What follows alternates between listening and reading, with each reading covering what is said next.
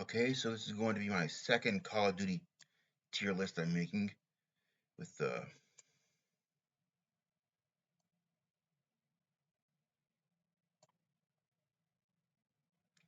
Call of Duty games. First off, Call of Duty 1, the first one, was, for its time, an ambitious title. The first time for this was back in 2009 when it was bundled with Modern Warfare 2, the special edition of Modern Warfare 2. I played on PS3. I played some multiplayer, but not much. The animation was pretty good. The animation was for its time, I guess okay. The characters moved like they had tampons shoved up their butts. They had like this really weird animation style, but it was okay for its time. It looks kind of the enemy AI is borderline brain dead, and I don't think it's aged pretty well, so I'm gonna put it in B tier.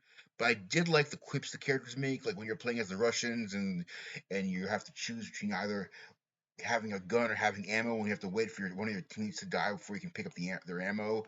That was pretty good. That was a very impactful moment. Um, See, I'll put in B tier for now. Next up is Call of Duty United Offense.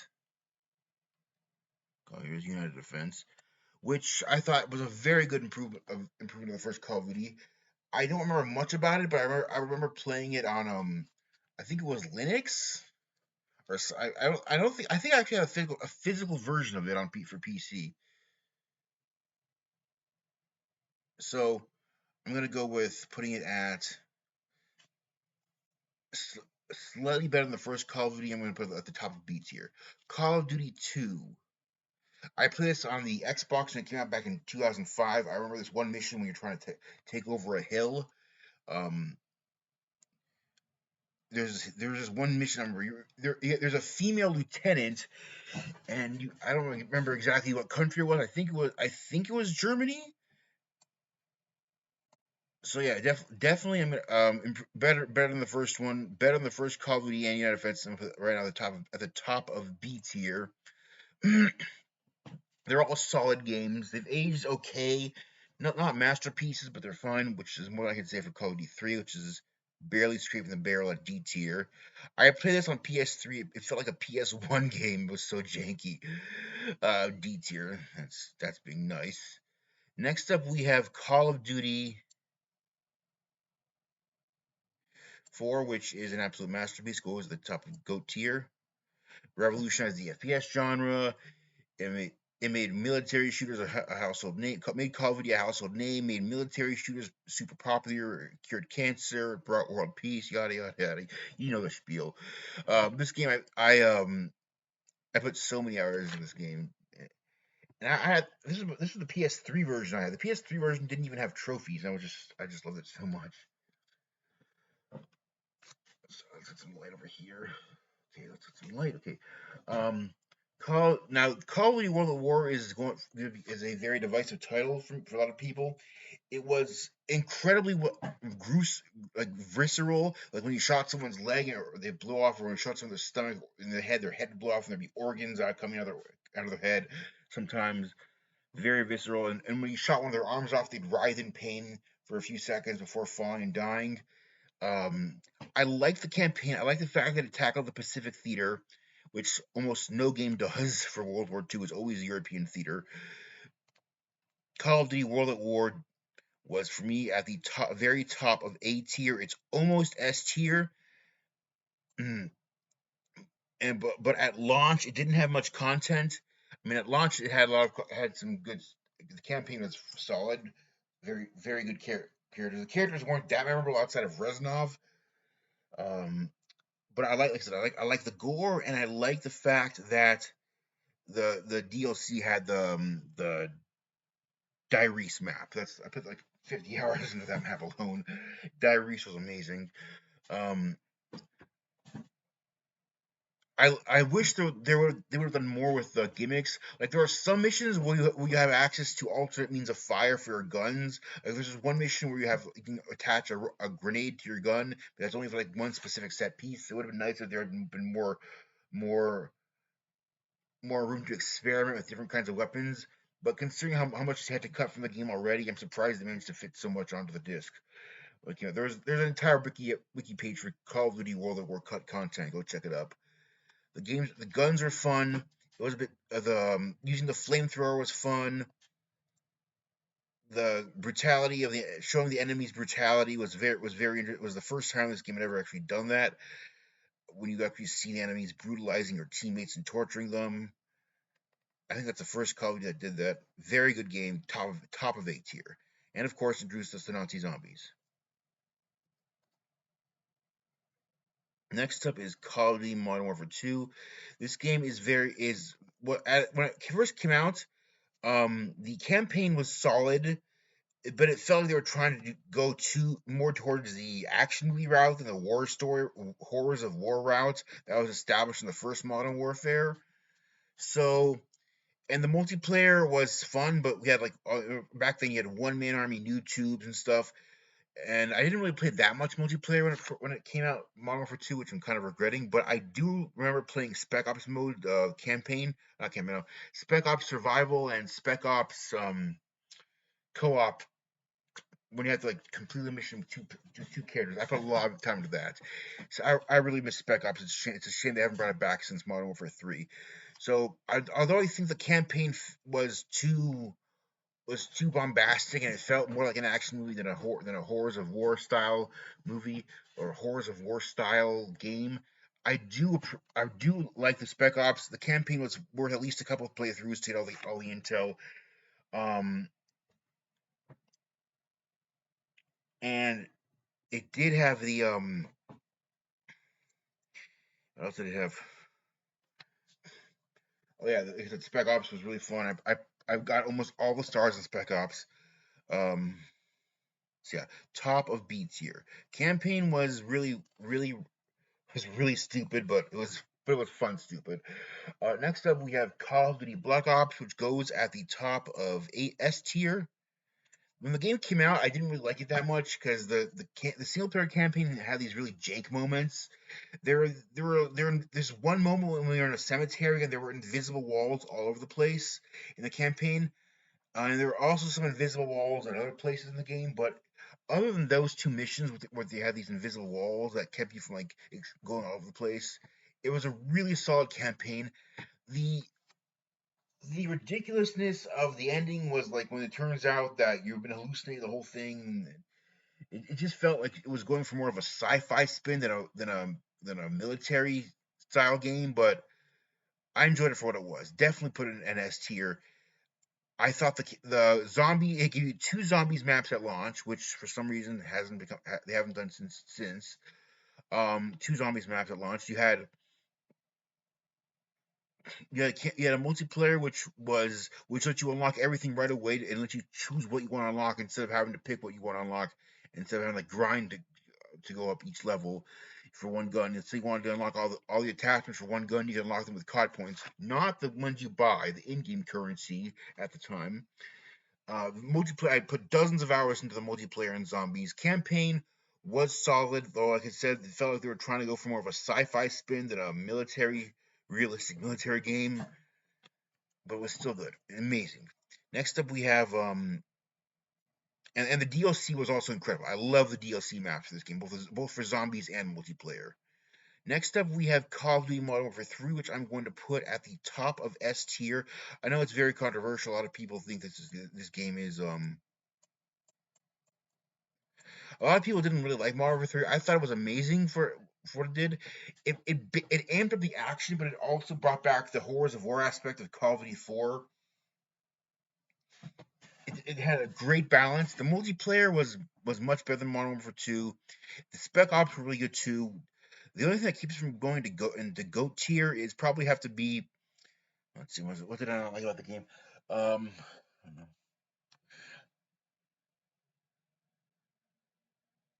In fact, you know what? I'm gonna put it in GOAT tier. To hell with it, GOAT tier. I love Modern Warfare 3 when it first came out. A lot of people when Modern Warfare 3 first came out, a lot of people were criticizing the franchise for being too over the top. But I think this game nailed it. The music was incredible. The story was well done. It brought together all the set pieces from Modern Warfare 1 and 2. It did everything it was supposed to do. Not as good as the original Modern Warfare, but damn near perfect, but damn near close.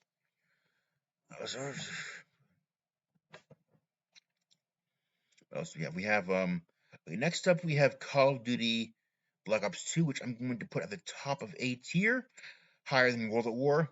I think the branching campaign provided a lot of replay value. I like how you can select your loadout prior to the campaign to each mission, so you can select what gun you have in each mission. And I also liked the multiplayer pick 10 system, but the zombies mode in Black Ops 2 was just you got one zombies map at launch, and you had almost and the DLC. This is when the zombies got really stupid. I mean, there were no microtransactions in the zombies modes yet, but it was still really kind of difficult to beat. Still fun though. But the zombies mode was nowhere near as good as Black Ops 1. None of them. And the campaign, while good, it kind of felt like it was like playing tug of war with itself. It didn't know what it wanted to be. It had some kind of dissociative identity disorder, which makes sense considering the main character had dissociative identity disorder at times. But it definitely, in terms of action, in terms of what they managed to accomplish on the 7th gen consoles, they did a lot. There was one of my favorite missions was when you're in Afghanistan, you're riding on the back of a horse, and you have to shoot enemies when you're on horseback, and there's like somewhat open area they can walk around in.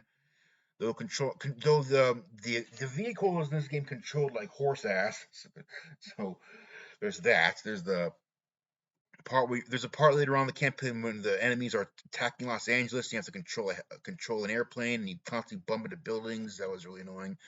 Solid A tier though, because the for the most part the campaign was really good, and the multiplayer was outstanding with the pick 10 system. The zombies mode left a lot to be desired, and it made no sense unless you were an absolute zombies purist who had every Call of Duty well, like unless you were a zombies purist who memorized the wiki and looked into all the lore, you wouldn't know what the hell was going on with this zombies mode.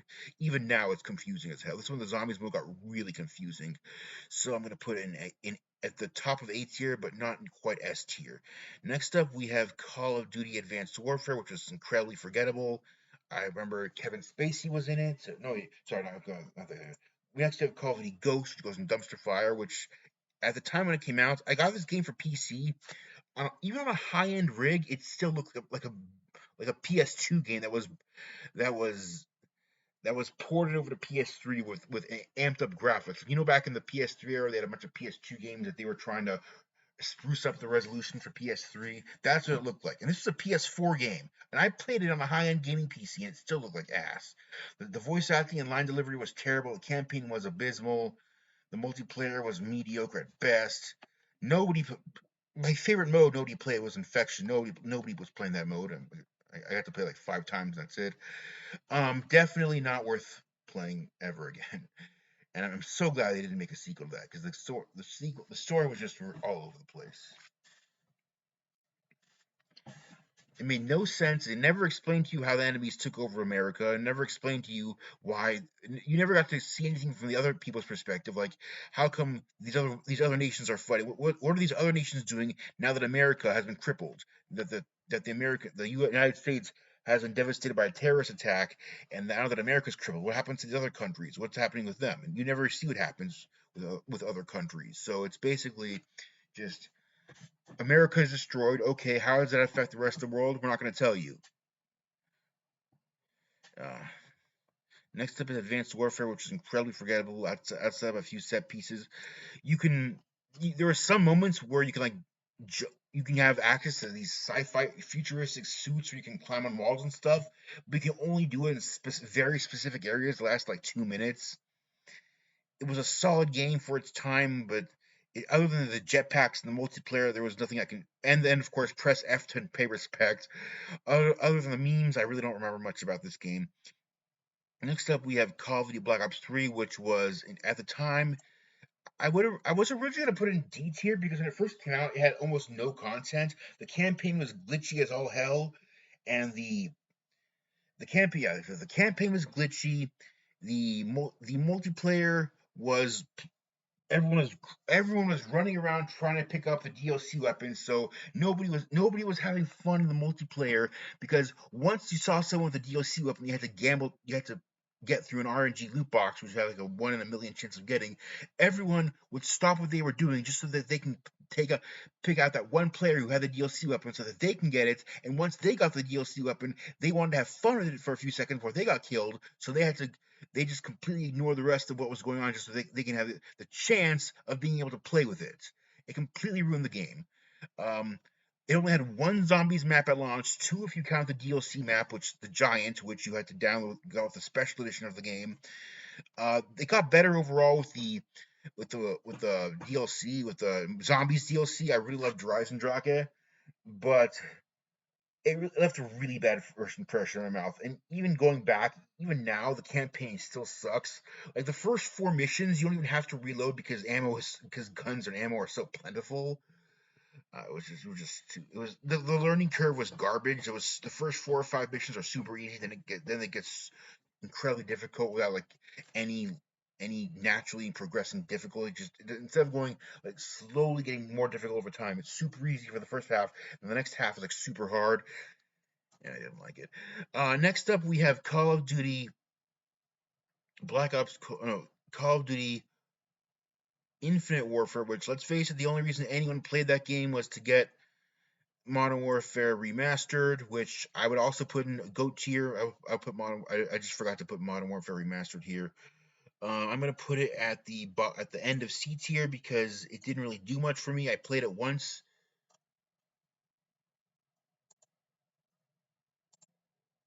I played it one time, and that's about it. Oh, what the hell?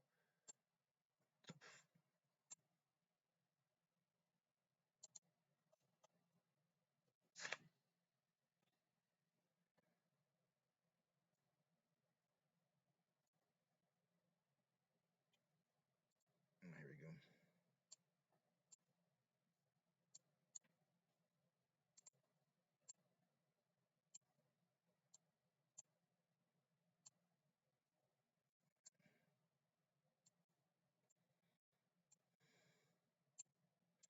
Sorry, my OBS is all messed up now.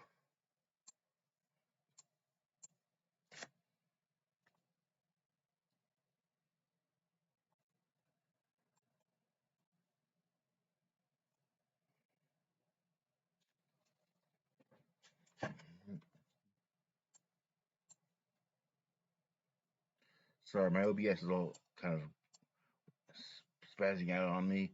Excuse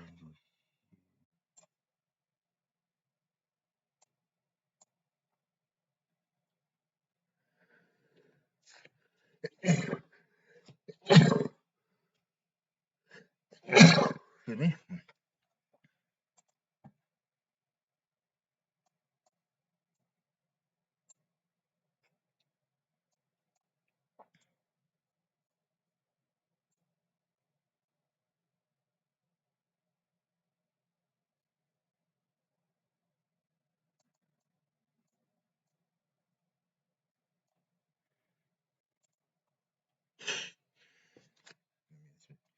A tad bigger.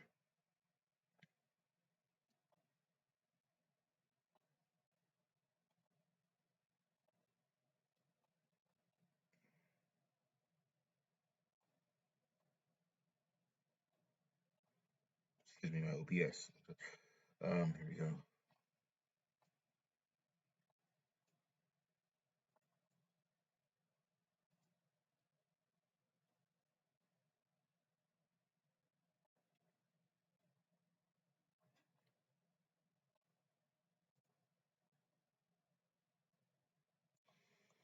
Okay, next up we have.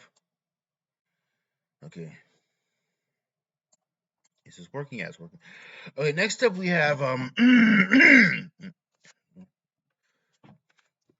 next up we have Call of Duty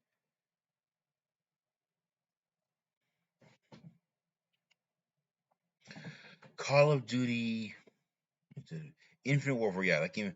It was so complicated when it first came out.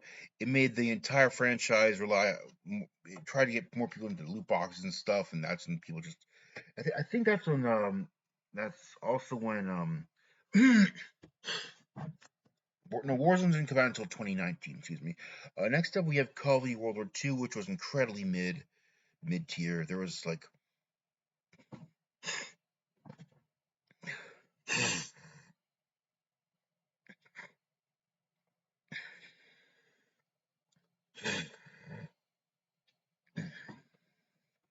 I said, incredibly mid tier. There was some redeeming qualities about it. It was competently made. But how many times can you storm the beaches of Omaha before it gets boring? I mean, seriously. It takes place towards the end of the war, so you're really not like seeing much of the horrors of war aspect, except for one mission where that you walk through a concentration camp. But even then, it only lasts for about 5 minutes, and it's not really that impactful. The multiplayer, I didn't really play much multiplayer because it relied so much on loot boxes and stuff, and the zombies was absolutely abysmal. The zombies, there was no personality or any sense of cohesion in the zombies mode. So yeah, competent campaign, but not much else. So I'll let it slide with C tier. Next up is Call of Duty Modern Warfare, the 2019 reboot, which I'm going to put at the top of B tier. Solid entry in the franchise. I didn't really play much multiplayer, but I really liked the campaign, and that's when they had that's when they brought in Warzone. I didn't play Black Ops 4 Blackout, so I wouldn't really be able to compare it with the previous game, but I heard that Blackout was better than Warzone from what I can recall. Other people like Neuro Cinema saying. Some people prefer I never played Black Ops 4, so I wouldn't know. I enjoyed so I played about 10 hours of Warzone. I played the campaign through the campaign 3 times, and I played the multiplayer for about 12 hours. It was okay, I guess. But I really like the game looked incredible. They really entered the graphics, and surprised me to make it look that good on PS4 on last gen consoles. Next up, we have Call of Duty Cold War, which I'm going to let slide at the end of B tier. I'm kind of conflicted with this one because at launch it only had one zombie map and it was really lame. The campaign was solid, but it couldn't hold a candle to Black Ops 2. So I'm debating either top of C tier or bottom of B tier. I'm gonna it did get better on with the DLC, so I'm gonna let it slide at the bottom of B tier. Next we have